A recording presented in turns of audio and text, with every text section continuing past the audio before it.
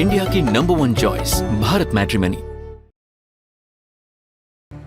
और अभी तो ईरान और अमेरिका के बीच में तनाव की बातें हो रही हैं। उस दौरान आप देखिए, वो ब्रेंट क्रूड हो या अमेरिकन क्रूड, तेल की कीमतों में आग लगनी शुरू हो गई है और पूरी दुनिया को प्रभावित करने वाली ये खबर अब उस तरफ जा रही है जहां स्थितियां और प्रिकैरियस हो गई हैं और अनिश्चित हो गई हैं।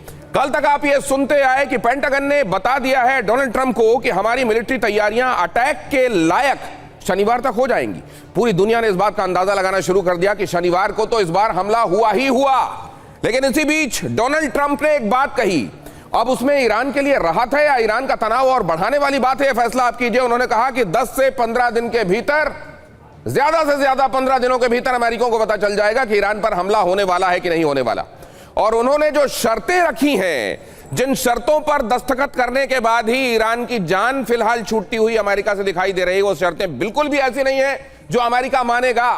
तो आखिरकार ये शनिवार नहीं तो हो सकता है कुछ एक दिन और बाद, लेकिन क्या ईरान के ऊपर संकट के ये बादल अब बरसने के पहले जाएंगे नहीं, ये हम समझेंगे अपने खास मेहमानों से। वो जो बातें कही जा रही हैं उनके निहितार्थ क्या हैं, क्या संदेश देने की कोशिश की जा रही है, लाइनों में क्या है, बिटवीन द लाइंस क्या है, हमारे एक्सपर्ट्स हमारे साथ जुड़ेंगे और आपको बताएंगे। लेकिन फिलहाल ये खबर आपको दिखाता हूं जिससे आपको स्पष्ट हो जाएगा खामनेई का काउंटर पंच क्या होने वाला है। अमेरिका ने तो कह दिया है कि हम छोड़ेंगे नहीं, डिप्लॉयमेंट भी तगड़ा होने वाला है। लेकिन इधर ईरान के जो तेवर हैं उसने तय कर दिया है कि अगर ऐसा होता है तो पूरा का पूरा अरब, पूरा का पूरा मिडिल ईस्ट भस्म होने के लिए तैयार रहे। अमेरिकी हमला तो फिर अरब भस्म होगा क्या, ये हम समझेंगे। लेकिन पहले यह खबर देखिए, मिडिल ईस्ट में कभी भी जंग के छिड़ने के आसार और तगड़े हुए। अमेरिका ईरान में तनाव और ज्यादा बढ़ा।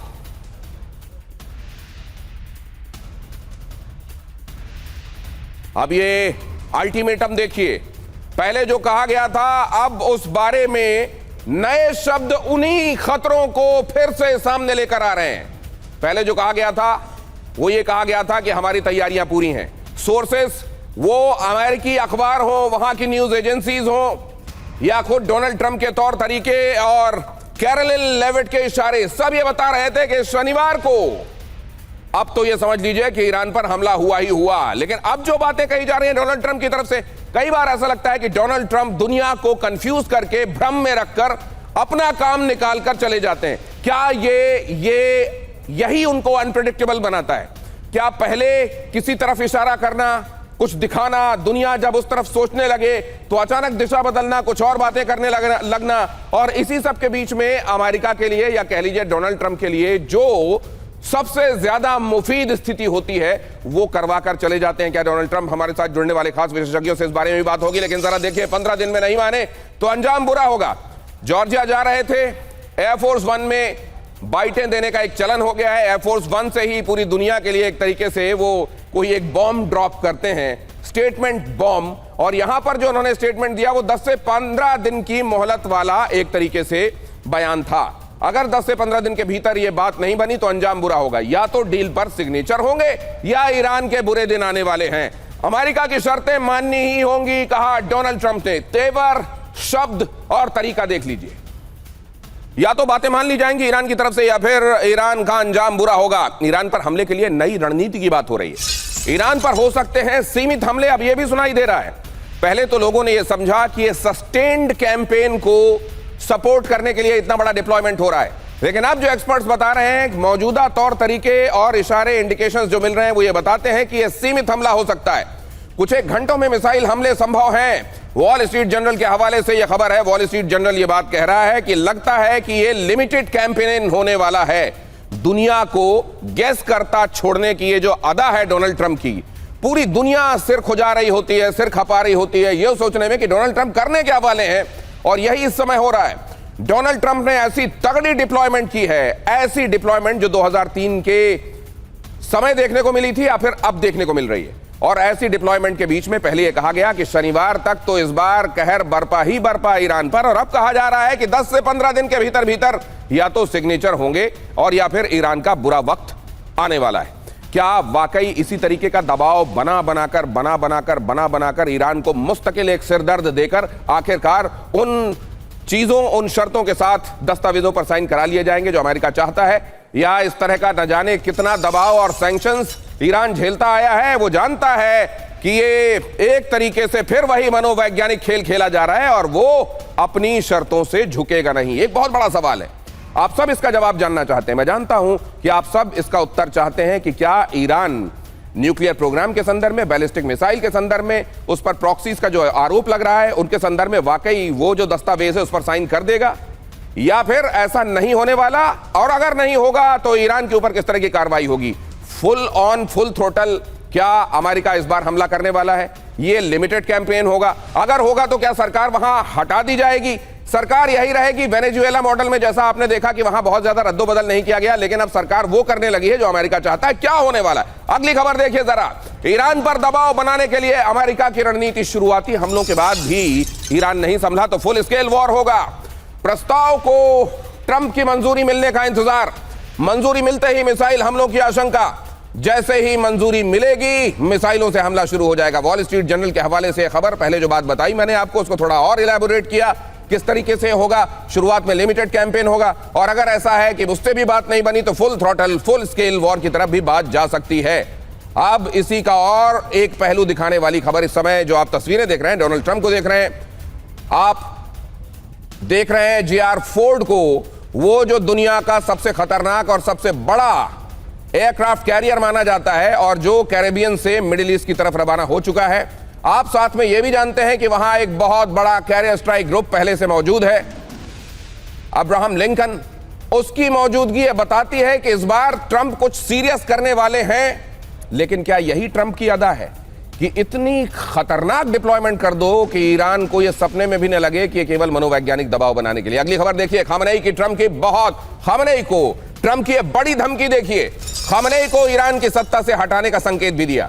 ईरान में नई लीडरशिप आई तो अच्छी बात, कहा ट्रंप ने। मिडिल ईस्ट में बड़ी सैन्य तैनाती से ईरान पर दबाव। वॉशिंगटन पोस्ट का बड़ा दावा, वॉशिंगटन पोस्ट ने कहा कि वहां पर सरकार बदलने की तैयारी भी की जा रही है। खामनेई को एक बार फिर से इशारा कर दिया गया है। इससे पहले आपको याद होगा जब ईरान के भीतर बड़ा तांडव चल रहा था, बड़ा एक तरीके से अपराइजिंग वाले हालात हो गए थे, उस समय डोनाल्ड ट्रंप ने यह कहा था जाओ और सरकारी इमारतों पर कब्जा कर लो, हमारी मदद किसी भी वक्त तुम तक पहुंचने वाली है। तो क्या डोनाल्ड ट्रंप वाकई चाहते हैं कि वहां सत्ता बदल जाए? और ईरान में भी क्या यह बात उतनी शिद्दत से वहां के लोग चाह रहे हैं कि सत्ता बदले? या हाल के दिनों में खामनेई ने अपने खिलाफ जो गुस्सा था उसको बहुत हद तक काबू में करने में अब कामयाबी पा ली है? हमारे साथ जुड़ने वाले खास मेहमानों से आपका परिचय कराऊं उससे पहले एक पर्सपेक्टिव आपको और दे देता हूं। यहां जरा देखिए, ईरान को ट्रंप का ये जो अल्टीमेटम है ये क्या क्या कहता है। 10 से 15 दिन की मोहलत दी जा रही है, 10 डेज मैक्सिमम 15 डेज, ये कहा गया है उस स्टेटमेंट में। 10 से 15 दिनों के भीतर समझौता करे ईरान। और कैरोलिन लेविट ने भी पहले ये बात कह दी थी, ट्रंप के ये बात कहने से पहले, व्हाइट हाउस की प्रेस सेक्रेटरी, उन्होंने भी कह दी थी कि ईरान के लिए यही बेहतर होगा, वरना हमारे पास बहुत सारे कारण हैं कि ईरान पर हमला क्यों किया जाना चाहिए, हम वजह के साथ दुनिया को बता देंगे और कर देंगे हमला। अब जरा देखिए, 15 दिन एक डील फाइनल करने के लिए काफी हैं। डोनाल्ड ट्रंप ने कहा कि इससे ज्यादा टाइम क्या चाहिए, एक डील फाइनल करने के लिए इतना बहुत है। लेकिन जो लोग डोनाल्ड ट्रंप को जानते हैं वो ये भी जानते हैं कि रशिया यूक्रेन के मामले में कई बार अल्टीमेटम देने के बाद उन्होंने कहा नहीं इस तरह की चीजों के लिए और मोहलत दी जानी चाहिए। तो ट्रंप का कोई नहीं जानता, अभी जो वो कह रहे हैं कल क्या कहेंगे कोई नहीं जानता। और ये जो उनकी अदा है चीजों को और अस्थिर, प्रिकैरियस और लोगों को गेस करता छोड़ देने वाली उनकी अदा बन जाती है। अब जरा देखिए, यहां अगर 15 दिनों में समझौता नहीं हुआ तो परिणाम ईरान के लिए बहुत बुरे होंगे। उन्होंने ये लाइन भी जोड़ दी कि या तो डील होगी या ईरान के लिए स्थितियां बहुत खराब होने वाली हैं। उन्होंने कहा 15 दिनों में दुनिया समझ जाएगी कि ईरान मानेगा या अमेरिका सैन्य कार्रवाई आखिरकार करेगा। यह बात जानने के लिए उन्होंने जो प्रिसाइज वर्ड्स इस्तेमाल किए, उन्होंने कहा कि अमेरिकन्स को इसके लिए बहुत ज्यादा इंतजार अब नहीं करना पड़ेगा यह समझने के लिए कि एक्चुअली होने क्या वाला है। व्हाइट हाउस प्रेस सचिव ने कहा ईरान पर हमले के लिए कई ठोस तर्क, कई ठोस वजहें हमारे पास मौजूद हैं। यह बात मैंने आपको पहले ही बताई कि कैरोलिन लेविट ने यह बात पहले ही कह दी थी। तो अलग अलग तरीके के शब्दों और अलग अलग एक्सप्रेशंस का सहारा लेते हुए एक ही बात कही जा रही है कि या तो साइन कर दो और या फिर अब तुम्हारा सिग्नेचर, कम से कम खामनेई का सिग्नेचर आने वाले दिनों में चलेगा नहीं, ये स्थिति हम एंश्योर कर देंगे।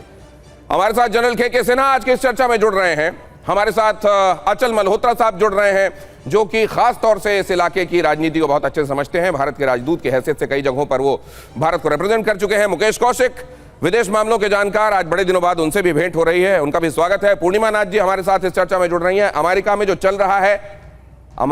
चल रहा है और दुनिया में जिस तरीके से उसको देखा जा रहा है, अमेरिका में जो शुरुआत होती है और चीजें जहां जाकर कल्मिनेट होती हैं, बहुत अच्छे से पूर्णिमा नाथ जी इन दिनों देख रही हैं, इसलिए उनसे भी हम समझ सकते हैं मौजूदा स्टेटमेंट्स और इनका कल्मिनेशन किस तरफ होता हुआ दिखाई दे रहा है। इंडिया की नंबर 1 चॉइस भारत मैट्रिमनी।